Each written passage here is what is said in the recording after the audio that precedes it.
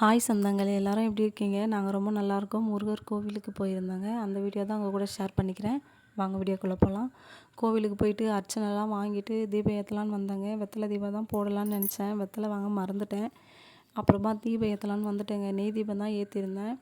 ரொம்ப காற்றுங்க, செம காற்று. இந்த பக்கம் அந்த பக்கம் நிறைய காற்று. நிறைய பேர் பாதி விளக்கு ஏற்றாமையே போயிட்டாங்க. நான் எப்படியாவது 6 விளக்கு ஏற்றியே ஆகணுன்னு ரொம்ப நேரமாக ஏற்றிட்டு இருந்தேங்க. எப்படியோ கஷ்டப்பட்டு 6 விளக்கையும் ஏற்றிட்டேன். ஏற்றி விளக்கு தொட்டு கும்பிட்டு முருகரை வேண்டிட்டு கோவிலுக்குள்ளே போகிறதுக்கு ஸ்டார்ட் பண்ணிட்டேங்க. இந்த கோவில் எங்கே இருக்குதுன்னு பார்த்தீங்கன்னா ஸ்ரீபெரும்புதூரில் தாங்க இருக்குது இந்த முருகர் கோவில். என் பொண்ணு தாங்க ரொம்ப சேட்டை. அழுது இதை வாங்கித்தான் அதை வாங்கித்தான் உள்ளே போகும்போதே கடைக்குள்ளே போகும்போதே அம்மா பொம்மை வேணும்னு சொல்லிட்டு அழுவ ஆரம்பிச்சிட்டா.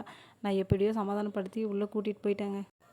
அங்கே வேல் தெரியுது பாருங்கள், அந்த வேலில் இருந்தால் சூடம் வச்சு ஏற்றணும். உள்ளே அர்ச்சனை மட்டும்தாங்க, தேங்காய் பூ பழம்லாம் வச்சு அர்ச்சனை மட்டும் பண்ணிக்கலாம். நாங்கள் சூடம் ஏற்றிட்டு உள்ளே போக ஸ்டார்ட் பண்ணிட்டேன். என் பொண்ணு பாருங்கள், முன்னாடி போய் அவங்க தான் நிற்கிறாங்க.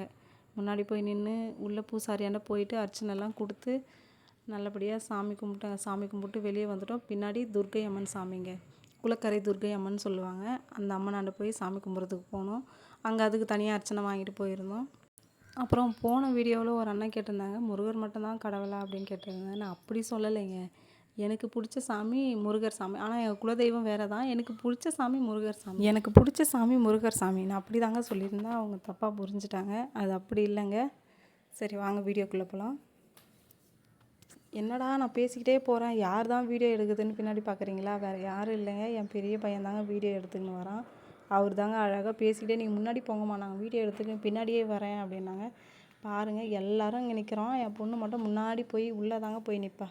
இந்த கோவில் இல்லைங்க, எந்த கோவிலுக்குள்ளே போனாலுமே என் பொண்ணு வந்து நேராக கருவறைக்குள்ளே சாமி கிட்ட தாங்க போய் தொட்டு கும்பிட்டு வரும். இந்த கோவில்லையும் அப்படி தான். எப்படியோ பரவாயில்ல, இந்த வாட்டி டைம் மேடம் வந்து வெளியிலே நின்றுட்டாங்க, உள்ளே போகவே இல்லை. வெளியிலே வாசல் மேலேயே ஏறி நின்று சாமி கும்பிட்டாங்க. பாருங்கள், அந்த அம்மனை பார்த்து நல்லா வேண்டிக்கோங்க. யாருக்கும் எந்த கெடுதலும் பண்ணாமல் எல்லோரும் நல்லாயிருப்போம். என் பையன் தாங்க, அம்மா நீங்கள் நில்லுமா நான் வீடியோ எடுக்கிறேன்னு சொல்லிட்டு எடுத்துன்னு இருந்தான். பார்த்தா ஒரு அக்கா வேறு முன்னாடி வந்து நின்றுட்டாங்க. ரொம்ப சிரிப்புங்க. நிற்க வச்சு அப்புறம் ஒரு ஃபோட்டோ எடுத்தாச்சு. ஃபோட்டோ எடுத்து முடிச்சுட்டு வெளியில் வந்து தேங்காய் சாப்பிட ஆரம்பிச்சிட்டாங்க. தேங்காய் சாப்பிடும்போது என் சின்ன பிள்ளைக்கிட்ட தேங்காய் நல்லா இருக்கா அப்படிலாம் கேட்டால் சூப்பராக இருக்குதுமா அப்படின்னு தலையாடினார். என் வீட்டுக்காரர் மட்டும் தேடி பார்த்துக்கிட்டே இருக்கார். அப்புறம் வேறு யாரும் இல்லை, என் பொண்ணு தான். அப்போ பாட்டுன்னு முருகர் கோவிலை சுற்றி எப்படியும் ஒரு 10 சுற்றி வந்துட்டுருப்பாங்க. சுற்றிட்டு ஃபோட்டோ எடுத்துகிட்டு, என் பையன் தான் ஃபோட்டோகிராஃபர். அவர் தான் எங்களை எல்லோரையும் நிற்க வச்சு ஃபோட்டோ எடுத்தார். என்னையும் வீட்டுக்காரையும் எடுத்தார். அப்புறம் எங்கள் வீட்டுக்காரி என்னையும் என் பசங்களையும் எடுத்தாங்க. அவ்வளோதாங்க இந்த வீடியோ பிடிச்சிருந்தா லைக் பண்ணுங்கள், சப்ஸ்கிரைப் பண்ணுங்கள், சப்போர்ட் பண்ணுங்கள் ஃப்ரெண்ட்ஸ். பாய். நெக்ஸ்ட் வீடியோவில் பார்க்கலாம்.